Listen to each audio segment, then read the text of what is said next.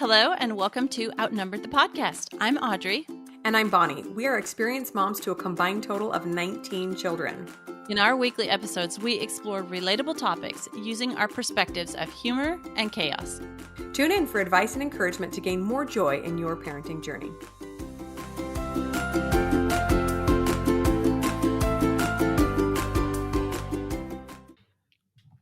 Hello, friends. Welcome back to Outnumbered. We are really excited to have a guest joining us today who is going to talk about gut health. And if you don't know a lot about gut health, I know it sounds gross and like maybe you don't want to know anything about it, but we love talking health, especially really intentional health choices. And Brigette is going to give us lots of tips about this. So welcome, Brigette Comish. Thanks for coming on the show.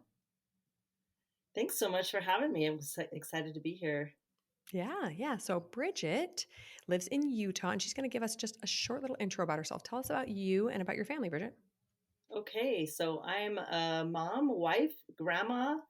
I have 4 sons, and we just became grandparents to the sweetest little granddaughter and a grandson on the way. So that's kind of the phase of life that we're in. My baby just started his senior year. Wow, so Yeah. fun. Yeah. So you still have kids at home and grandkids. I love it. That's going to be Audrey and I too. We got a lot of kids, and so we're going to have babies and kids at home and all the things. I love it. Oh, it's the best stage. Yeah, someday we'll be to the point where we're like educating our last kid, but that's a ways off. My youngest is 4, and Bonnie's youngest is even younger. Oh, wonderful. Okay, so we are really excited to learn from you today. Bonnie and I, as she mentioned, love to study health things. And I want to learn so much more about gut health. It's been something I've been focusing on lately because of some personal gut health issues I've been having. But can you start off by telling us what you do and how you help people? Yes, I would love to. We have some basic things that you need to understand. Why gut health? Why would we even want to approach that in our health journey? And really, there are just 3 things that you have to understand that relate to any ailment that you might have in your body. First would be blood sugar and hormone balance. Second is good gut health.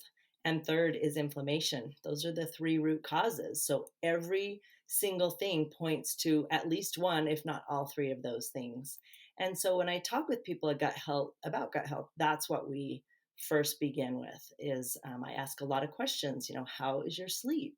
How is your energy throughout the day? You young moms, I know you're crazy tired because you run all day long, but there's a component to that is just your body being worn down and you don't have the energy that you need.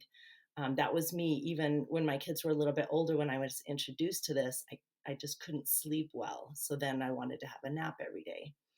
Other questions I might ask is, of course, do you have headaches? Are you under a lot of stress? Any autoimmune issues, any, of course, underlying disease, but bloating, digestion things, people may just think that's normal. I'm a mom, I'm busy, I eat on the run. Of course, I'm stressed and don't get a lot of sleep, but there just might be some other underlying issues going on. Okay, I love that. And what I love to hear is that it sounds like there are so many potential symptoms of bad gut health. You're talking about sleep, you're talking about energy, you're talking about hormones, like all aspects of the body, it sounds like can be affected. Absolutely. And that is the key is most of those things that you're experiencing, those are just symptoms that all relate. You have to go back and say, what is the root cause? And it's one of those 3 things that I mentioned. Everything can be tied to at least one of those things. Headaches, those are a symptom. You need to understand, is it hormone balanced? Is there something else going on? Yeah. Okay, so let's dive into the term gut health for a second. Tell our listeners exactly what you mean by that. Are you talking digestion, like how your body breaks down food? Is there something more than that? What does that mean exactly? Yeah, great question. So when I talk about gut health specifically, we need to understand that there are good bacteria and bad bacteria, and we need both. We need a combination of both. Typically, most people have 80% bad bacteria and 20% good. And when we work on gut healing, we want to reverse that. We want 80% good bacteria and 20% bad. There's a term, candida yeast, that many people maybe aren't familiar with, but that's a yeast in our gut that we need. It helps decompose our bodies when we die. But generally, there's an overgrowth of that yeast, which you're going to see sugar cravings, carb cravings, those kind of things. because it's a yeast, it demands to be fed sugar. And so a mom may, have a candy stash in the cupboard or the drawer that she goes to because she just needs sugar to get throughout the day. But that's the candida yeast demanding to be fed. No matter how strong your willpower may be, that candida yeast is there. Okay, we usually start off our episodes with a humor segment and we didn't, and that's fine. But I have to add something in here because I know you'll understand this. So I have one of my kids. I think I may have shared this on a previous episode, Bonnie, you can tell me. But one of my kids, we were babysitting a little girl and she had some hand sanitizer and she brought it, and one of the baby got into the hand sanitizer and was playing with it. And we discovered it when he ingested it because he screamed, it's alcohol and it's like it burned his throat at that point. But hand sanitizer is made to be absorbed through the skin. And because he'd played with it so long, he actually got drunk from the alcohol content. And side note, we found out after this and learning all this that many middle school students were using hand sanitizer to get drunk, to get a high. And so he had this well, he's a happy drunk. I mean, we know that now. He was like 2. We took video because it was so sad funny that he was like dancing. His brother was playing the guitar and he was just like having the best time. And then he took this massively long nap. He liked to sleep off this drunk that he had. And anyway, that was all funny. But afterwards, my sister-in-law, so there's a health food store in our family, and my sister-in-law said, yeah, that's all funny, but he just destroyed all the bacteria in his body, not just the bad bacteria. So she said, my recommendation is that you go and you start intensely building up the good bacteria in his body, and you kind of avoid any bacteria right now because he has nothing in his system. So that is kind of my little humorous, sad story. That is Sad, so but freaky. very true. And honestly, that's what happens when you take an antibiotic. You're killing all the bacteria, not just the bad. And so you need to be really careful how often you're taking an antibiotic. It takes up to a year to restore that good bacteria. So it's pretty serious. So let me ask a quick question before we move on, Bridget. You said that we do need both good and bad bacteria. What makes it bad if it is something that's necessary for our bodies? What makes it bad is just too much. It's an overgrowth. Oh, okay. That can lead into leaky gut, things like that, when the intestines become permeable and then those toxins and things are being leaked out into So your just body. getting them back into balance is what makes everything Absolutely. okay. And Mhm. I think I mentioned it, but most people have way too much bad. And that's where we see health issues come into play. Gotcha. Oh my goodness. I think we could talk with you for hours, but I have another question.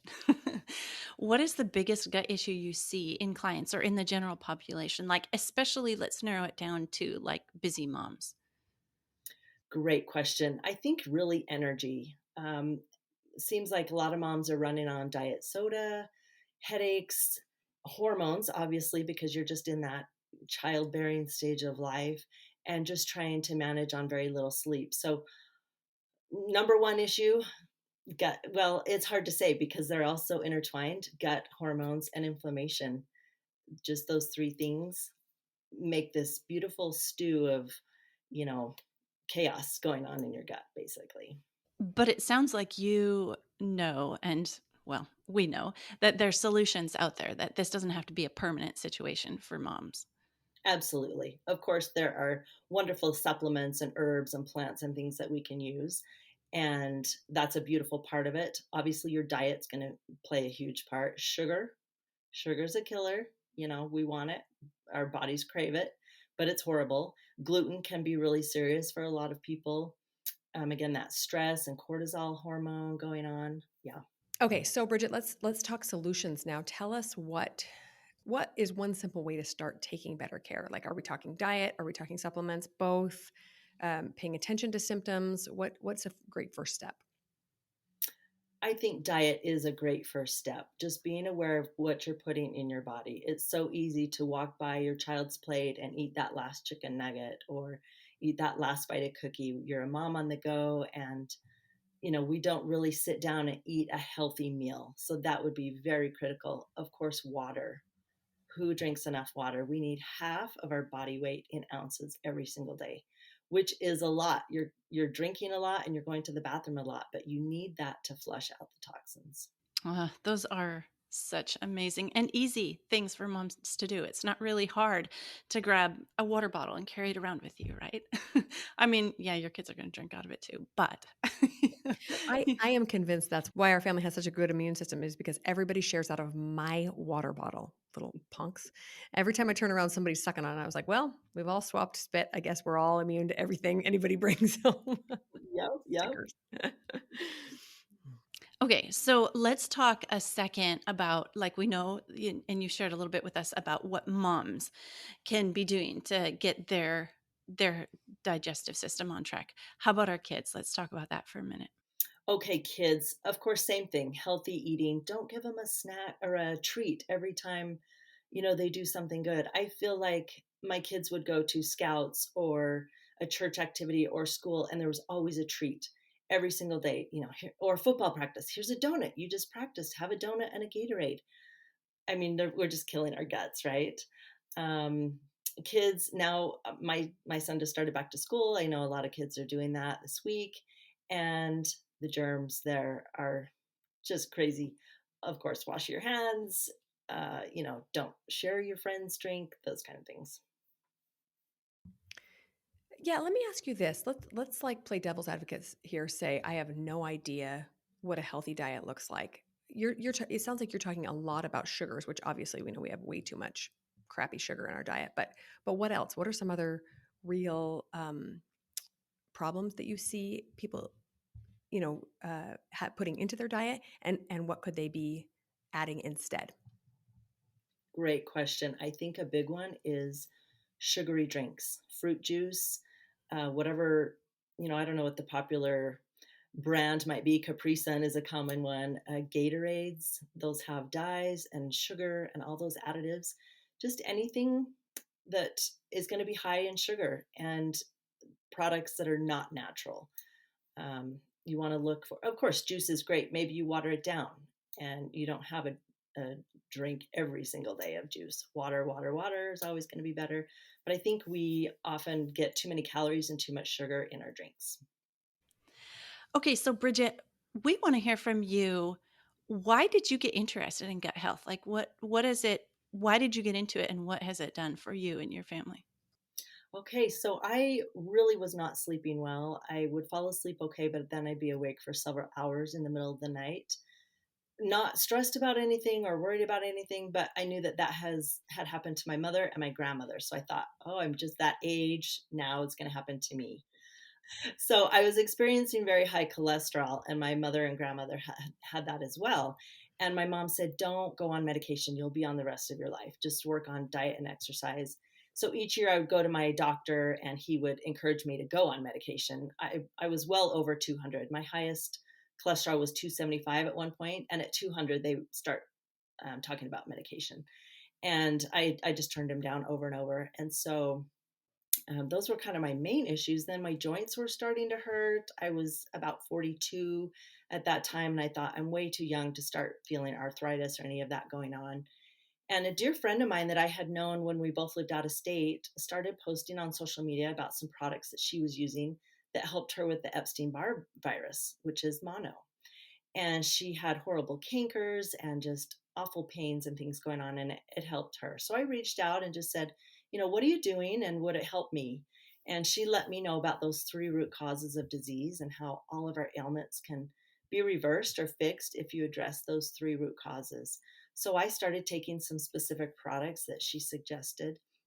And within 2 months, I was sleeping really, really well, sleeping through the night. And it was a little bit, it wasn't dramatic. I just realized, oh, I'm sleeping better and I have more energy. I don't wake up in the morning thinking, when am I going to get my nap in today because I am exhausted? And then about a year later, I went to the doctor and, of course, had my cholesterol tested. And over time, it has come down 100 points. So I'm well within the normal range. This was with some great omega vitamins that I added in. And so I've seen some really great things happen in my own health. No more joint pain. I'm able to exercise and work out and, keep up with my granddaughter and all the things that I want to do physically and feel great. Okay, that is a really, really incredible story. And again, it just goes to show I just want to say how random some of these symptoms are, right?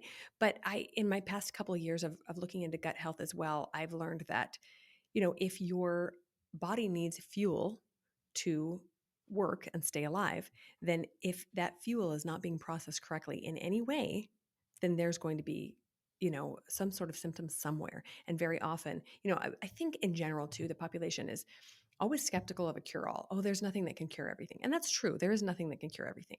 But there are some things that have a much wider impact on our life in general. Food is one of them because it's what we eat to live, right? And if our body needs it to survive, then it means it can affect everything. And then the next step is the processing of the food if the food is not being processed correctly, right? So I really, really do have a lot of faith in healing that gut and fixing some things. So one other question I wanted to ask you was that gut brain connection. So we're talking physical symptoms, and I've heard so much about how it affects the brain as well. Can you speak on that at all?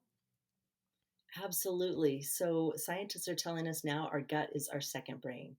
And there's a pathway they're just constantly talking and communicating. So if you understand serotonin, our happy hormone, it's produced mostly in our gut.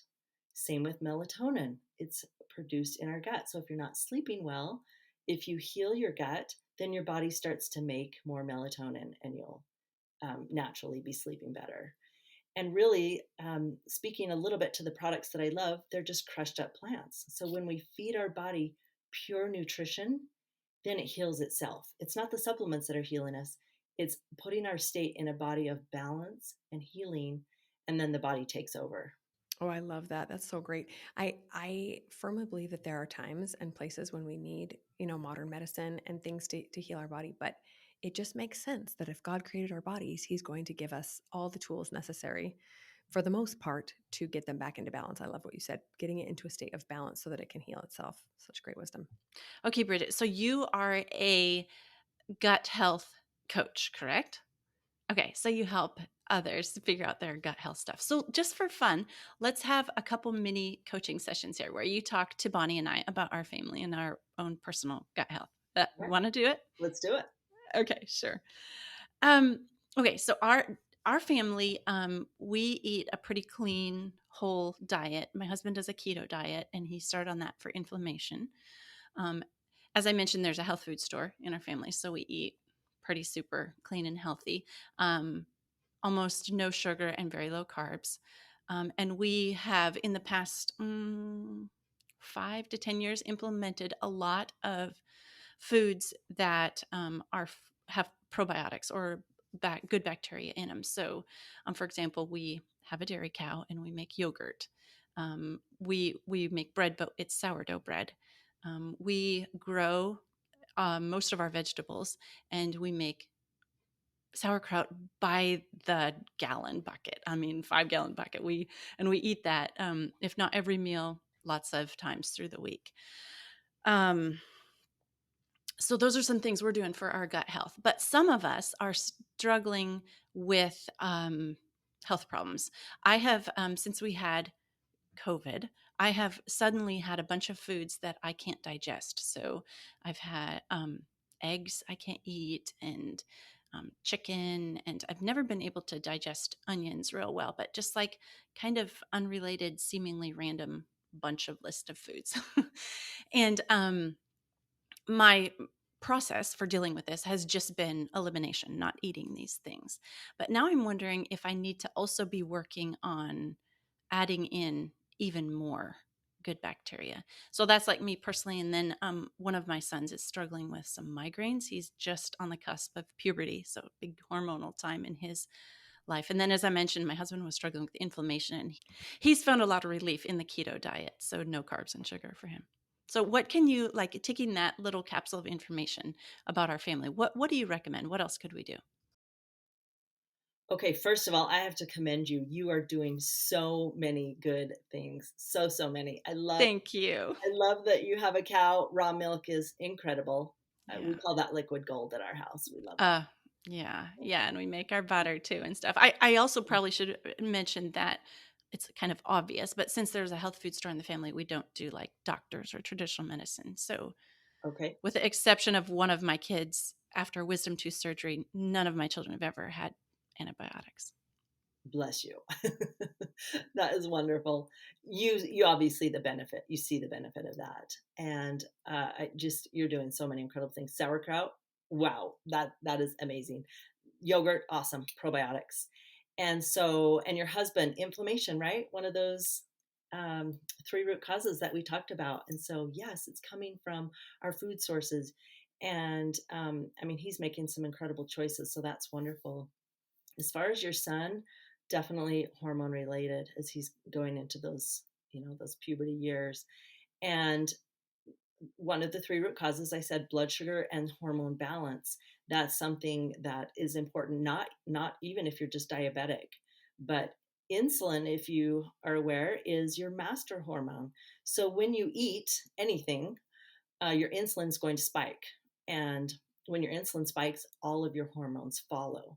So if you're constantly eating insulin spiking and falling, your other hormones are doing that same thing. As far as the headaches, he could increase his water. Maybe he is dehydrated. That could be another piece of it. So maybe add in some supplements as well that are extra probiotics, that kind of thing. Absolutely. Yes, probiotics, supplements, definitely. There are so many great supplements out there, different lines and things that you can use. Just read the label. Just be aware of the ingredients. There are so many supplements that have fillers that are just not helpful and they don't need to be there. So be really careful about reading your label. So another really important piece of your gut health is how often you're eliminating. So if you're not going to the bathroom 2 to 3 times a day, that's where we're going to start. That's where I help my clients. First thing is that's what we work on is getting that waste out of your body. Otherwise, you're just poisoning yourself. So that's very, very important. And of course, water will help immensely with that. Magnesium is a really powerful ingredient um, that most people are deficient in. And we need magnesium for hundreds and hundreds of things in our body. So that would be an easy way to get the digestive system moving. Okay, thank you so much. That's just kind of fun to put our family stuff before you and have you make some recommendations. Thank you. How about Yes. you guys, Bonnie? Yeah, and it's so great. It just goes to show how unique and individualized health is in general, right? And depending on the family's diet and the family's hereditary propensities, right? Like your history, how much antibiotics or other medications they have had. We're all born into these bodies that already have a history to them. Like even the body that's brand new, it has a genetic history, right? That we don't always know what's going on. I have a couple of siblings who have had some health issues, and my mom said one of them she just wish had come with a manual that just said, look, you're going to be fighting this and this, because it took her 10, 12 years to figure out what this child needed. So obviously that's a big challenge to moms in general. So for our household, we're basically we make Audrey look like an angel because we're like the healthy side of the typical American diet. So I've always kind of prided myself on how well we eat, but we're not Audrey's family for sure. I think our biggest You're so challenge, sweet. because I think our biggest challenge for sure is time and effort put into meals. I work pretty hard on my own because I'm in my 40s. I do not want to feel like crap anymore. And eating cereal is going to make me feel like crap. Eating sugar is going to make me feel like crap. Granted, I still do have my sugar issues, and that's probably our family's biggest culprit, because we did both grow up with it being used as a reward, right? And so it's like, oh, let's have a fun family thing. Let's eat a treat. Oh, you did this good thing. Let's go have a treat, right?